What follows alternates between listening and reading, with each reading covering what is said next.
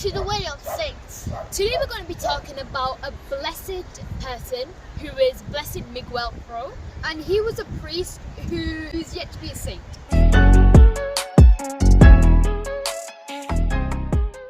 Blessed Miguel Pro was a Jesuit priest who was forced to secretly do his priestly duties due to the fact of the persecutions that was happening in Mexico at that time. He was born on January 13th, 1891 into a mining family. He was the third of the 11 children, of whom 4 died as infants or young children. 2 of his sisters joined a convent as well. He entered the Jesuit Novitiate at El Llano on August 15th, 1911. He was noted for his charity and his ability to speak about spiritual subjects without boring the audience. Collider had remarked that there was 2 pros, the playful pro and the prayerful pro. He was known for his long periods that he had spent in the chapel.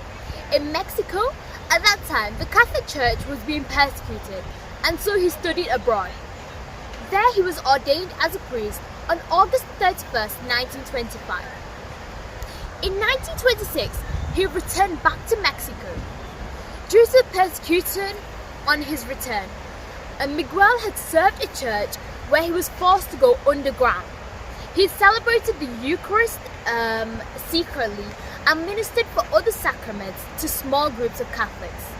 In the month of October of 1926, a warrant for his arrest was issued. He was often a master of disguise and often walked into police stations dressed as a police officer to deliver the Eucharist to prisoners at that time. One time, he was at a priest celebrating Mass when the Mexican police surrounded the house.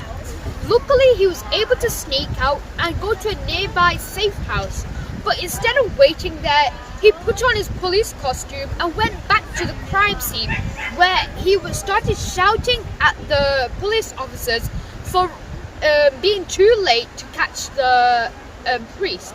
A failed attempt to assassinate the president at the time, which had only wounded him.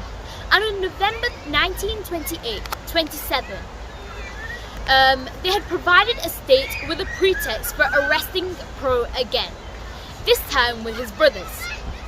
A young engineer who had confessed his part in the assassination testified that the Pro brothers were not involved in this. Miguel and his brothers were taken to the detective inspector's office. On November 3rd of 1927, he walked from his cell to the courtyard and the firing squad.